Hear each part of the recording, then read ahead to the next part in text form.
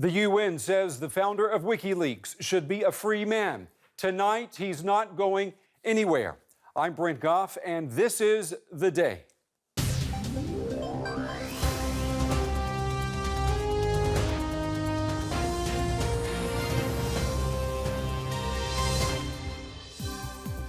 We've been detained now without charge in this country, the United Kingdom, for 5.5 years. A United Nations panel concludes Julian Assange should be a free man, but Britain and Sweden remain ready to arrest him. Julian Assange is a fugitive from justice. He's hiding from justice in the Ecuadorian embassy. Also on the show, the Cash Cow Super Bowl kicks off in the U.S. on Sunday. If you're looking for the money, you may want to look under the skirt.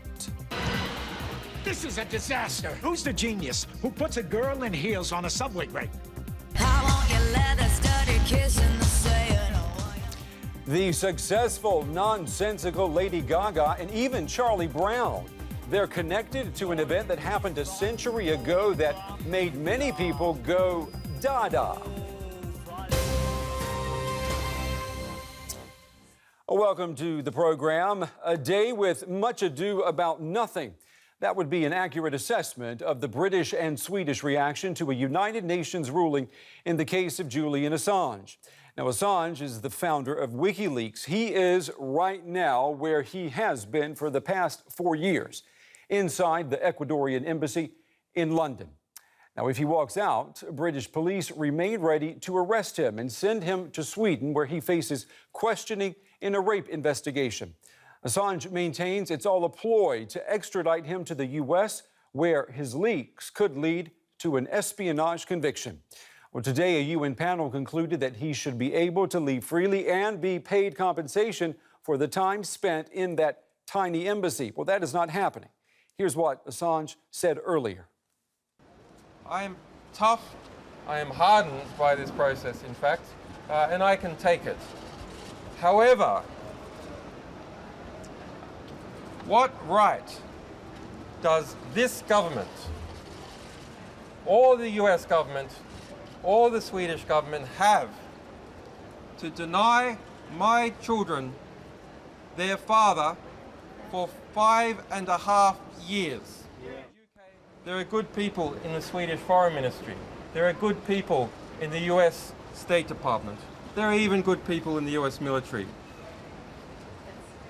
It is partly due to those good people and their ongoing support in a variety of ways that has led to this victory.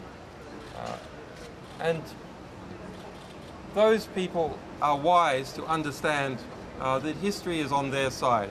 And I am very grateful for the assistance that they have given to date. Thank you. Well, both Britain and Sweden quickly dismissed the UN ruling as non-binding. Let's hear the reaction from Britain's Foreign Secretary Philip Hammond. Julian Assange is a fugitive from justice. He's hiding from justice in the Ecuadorian embassy. He can come out onto the pavement anytime he chooses. He's not being detained by us.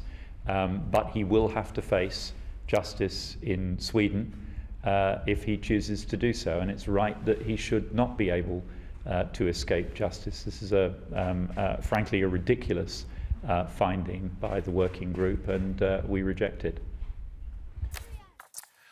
All right, we want to pull in Teresa Larsson-Hultin. She's a journalist with the Svenska daily newspaper in Stockholm. Good evening to you, Teresa. We started this show by saying that this UN ruling is much ado about nothing for Sweden. What has been the official reaction by the Swedish government?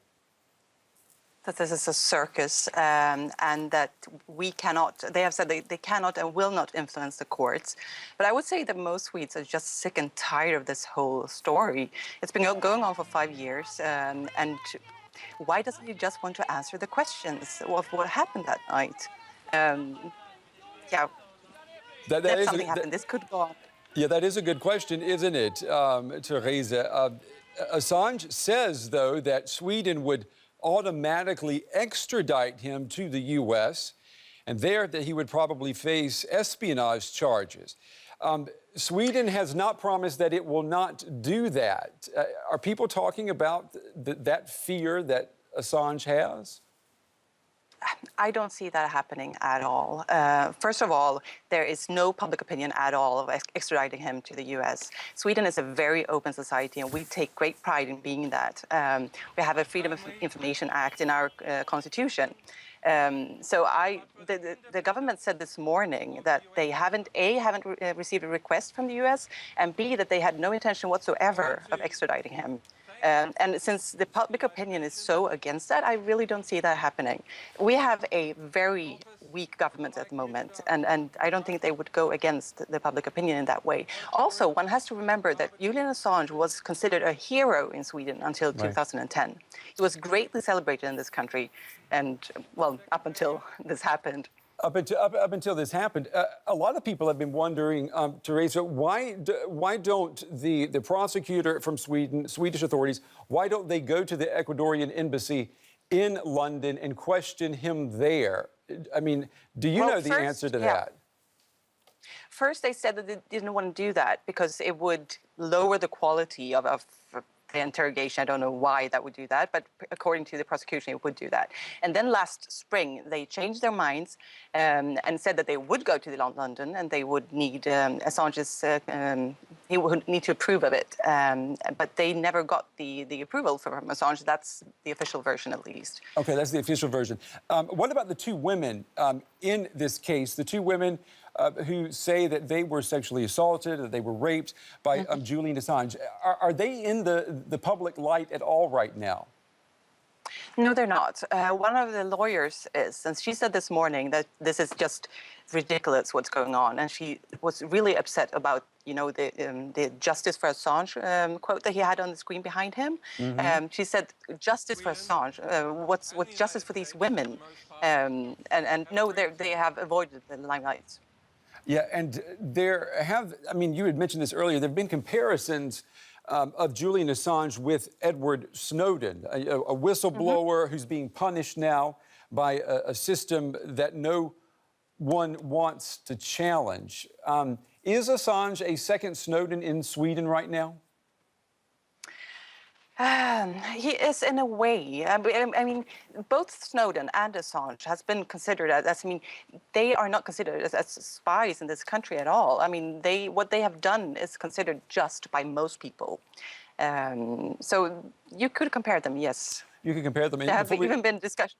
Yeah, before we let you go, Teresa, I just wanted to quickly ask you, so in the next 24, 48 hours or so, are all bets on that there will be no change in the Swedish policy concerning Julian Assange?